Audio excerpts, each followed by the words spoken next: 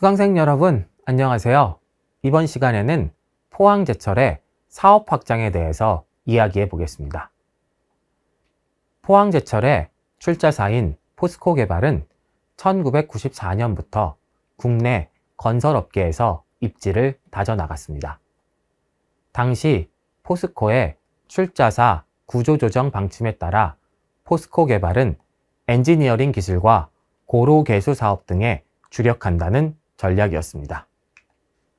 하지만 외환위기 이후 다른 건설사들이 침체를 겪고 있는 상황에서 포스코개발은 탄탄한 재무구조와 기술력을 바탕으로 주력 분야인 철강 엔지니어링 외에도 주택, 토목, 플랜트 등 건설 각 부문에서 후발주자로서 두각을 드러냈습니다.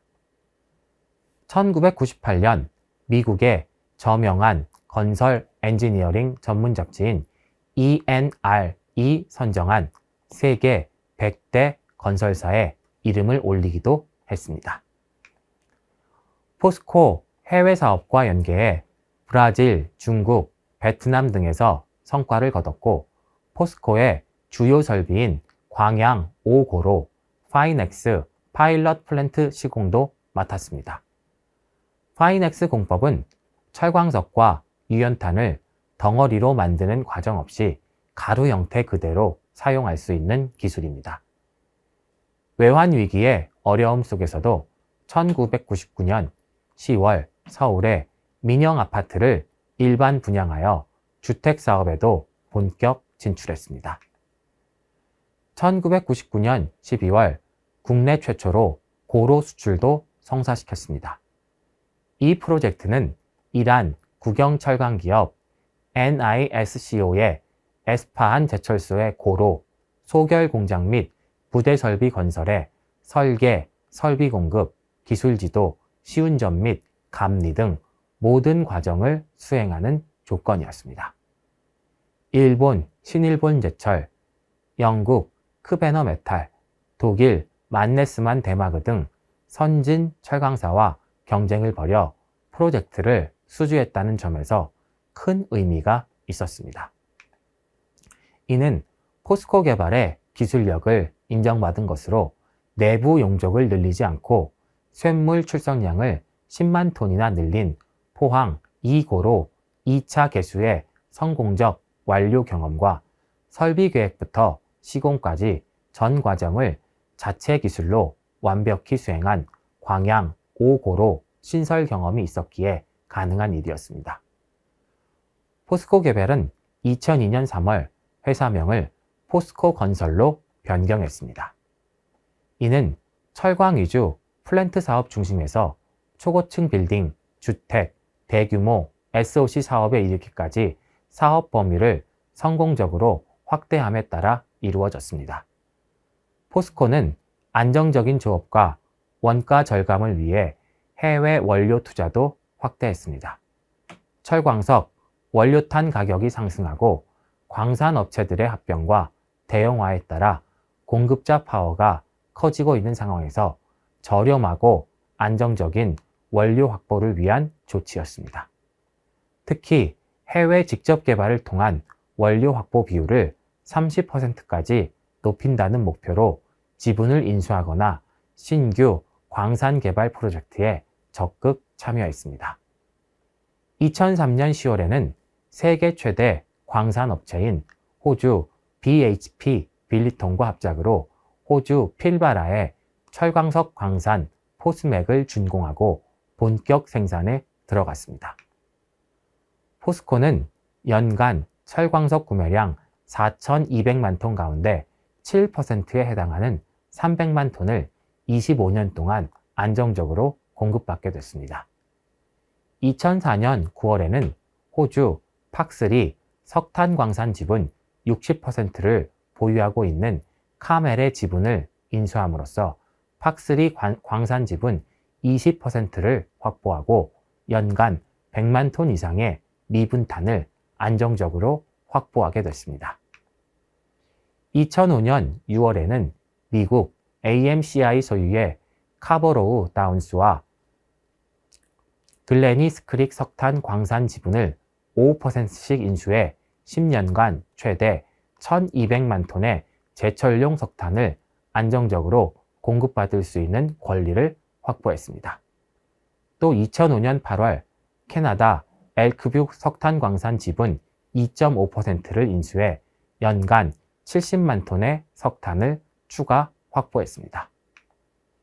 2006년 5월에는 스테인레스 주원료인 니켈을 안정적으로 확보하기 위해 뉴칼레도니아의 니켈 광석 수출 회사인 SMSP와 합작해 니켈 광산회사 NMC를 설립했습니다. 같은 해 12월에는 호주 뉴팩 석탄 광산 지분 10%를 인수해 2017년부터 매년 50만 톤의 석탄을 안정적으로 확보했습니다. 또한 2007년 7월에는 밤무연탄의 안정적 확보를 위해 호주 코카투 지분 19.95%를 인수해 최대 주주가 됐습니다. 이에 따라 포스코는 코카투가 개발하고 있는 퀸즐랜드주 원빈디 광구의 생산이 시작되는 2009년 말부터 매년 최대 100만 톤의 반무연탄을 우선 공급받게 됐습니다. 반무연탄은 쇳물을 생산하기 위해 사용하는 열원인 코크스를 대체할 수 있는 원료탄입니다. 하지만 세계적으로 반무연탄을 공급하는 회사가 제한되어 있고 중국의 수출 제한 정책으로 공급량이 부족하기 때문에 안정적인 원료 확보를 위해서는 개발 투자를 통한 조달이 절실한 상황이었습니다. 2008년 2월에는 스테인레스 고급 API 강제 생산의 필수 부원료인 몰리브덴의 안정적인 확보를 위해 미국 제너럴 몰리와 미국 마운트 워프 광산 개발 프로젝트 지분 20%를 인수해 마운틴 호프 광산에서 생산하는 몰리브덴 20%의 구매권을 확보했습니다. 같은 해 7월에는 세계 최대 반무연탄 생산업체인 메가더콜의 지분 10%를 인수했습니다. 포스코는 지분 20.4%를 보유한 중국 시틱과 19.9%를 보유한 아르셀로미탈과 함께 메가더콜의 주요 주주가 됐습니다. 같은 해 12월에는 브라질 나미사의 철광석 광산 지분 6.48%를 확보했습니다. 포스코는 2012년까지 원료 자급률을 30% 이상으로 높인다는 전략으로 호주의 마운트 솔리, 팍스리, 카보로다운스, 캐나다의 그린힐스, 엘큐브 등 8개 석탄 광산과 호주의 포스맥, 잭힐스, 브라질 등 3개 철광석 광산에 투자하고 있으며 뉴칼레도니아, 미국, 남아프리카 공화국 등에서도 원료 개발 투자를 확대해 나갔습니다. 포스코는 핵심 역량을 활용한 새로운 성장 동력의 하나로 에너지 사업에 시동을 걸었습니다. 에너지 사업은 철강 사업과 함께 국가 기관 산업에 속하고 철강 사업은 에너지 다소비 산업으로서 효율적인 에너지 사용 기술이 경쟁력의 큰 부분을 좌우합니다. 제철소 운영을 위한 자가 발전을 수행하며 에너지 사업에 대한 큰 노하우를 축적하고 있었고 이를 새로운 성장 동력으로 발굴했습니다.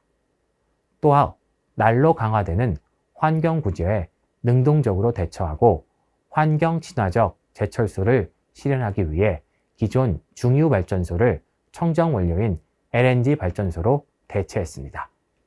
이에 따라 LNG의 안정적이고 경제적인 공급을 위해 2005년 7월에는 연간 최대 170만 톤의 처리 능력을 갖춘 광양 LNG 터미널을 준공했습니다.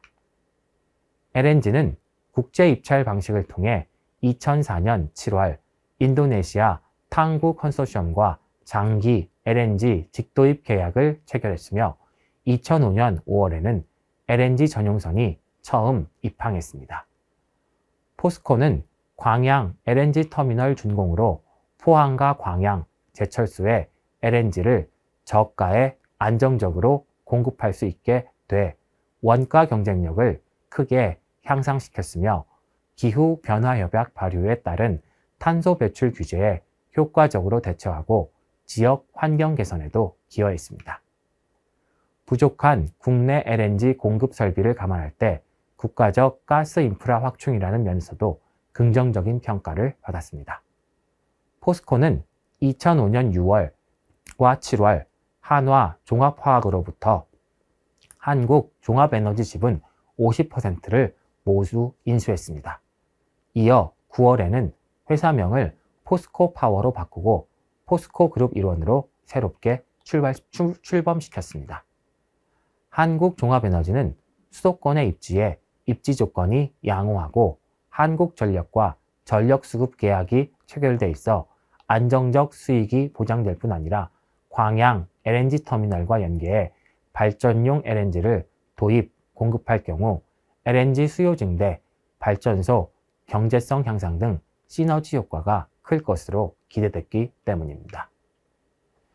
1969년 11월 한화그룹과 미국 유니온 오일이 합작 설립한 경인에너지개발이 모태인 한국종합에너지는 1800메가와트의 발전 설비를 갖춘 국내 최대의 민자 발전회사로 LNG를 주 연료로 사용하는 4기의 복합화력 발전 설비를 갖추고 있으며 수도권 지역 전기 수요의 12%, 전국 전기 수요의 3%를 공급하고 있었습니다.